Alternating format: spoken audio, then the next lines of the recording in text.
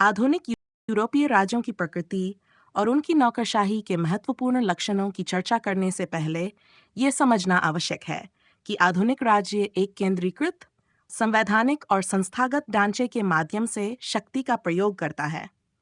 ये 6वीं और 17वीं शताब्दी में मध्यकालीन सामंती व्यवस्था के पतन और आधुनिक पूंजीवादी अर्थव्यवस्था के उदय के साथ विकसित हुआ।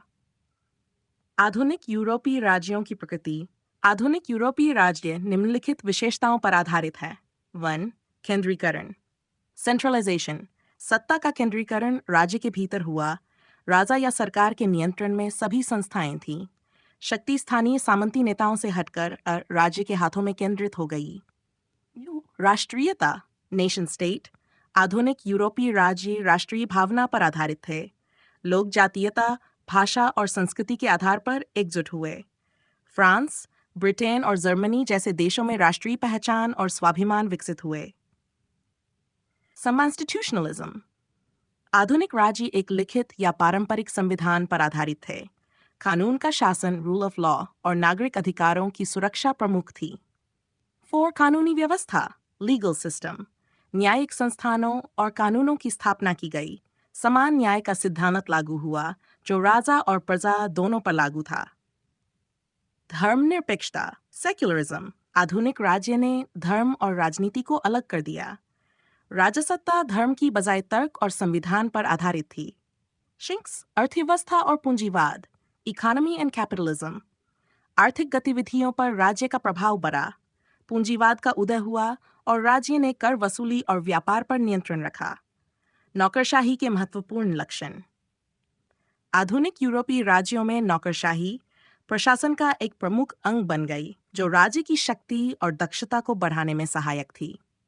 इसके महत्वपूर्ण लक्षण निम्नलिखित हैं। 1. कानूनी तर्कसंगत आधार, लीगल रैशनल अथॉरिटी। नौकरशाही का आधार तर्क और कानून है।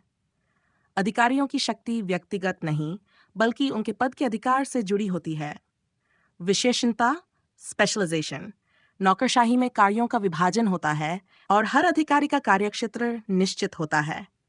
इससे दक्षता और उत्पादकता में वृद्धि होती है। 3. औपचारिक नियम और प्रक्रियाएं, फॉर्मल रूल्स एंड प्रोसीजर्स। नौकरशाही नियम आधारित होती है, जिसमें निर्णय प्रक्रियाओं का मानकीकरण होता है। इससे पारदर्शिता और निष्पक्षता सुनिश्चित होती है। अब पदानुक्रम, हायरार्की। नौकरशाही में पदानुक्रम का सख्त पालन होता है।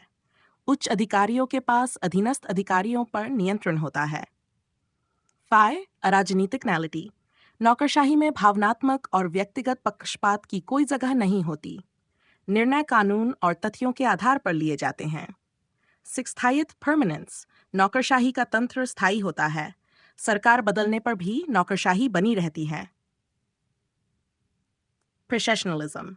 नौकरशाही में नियुक्तियां योग्यता और प्रतियोगी परीक्षाओं के आधार पर होती हैं। अधिकारियों को उनके कौशल और ज्ञान के आधार पर चुना जाता है। 8. राजस्व संग्रह और वित्तीय प्रशासन।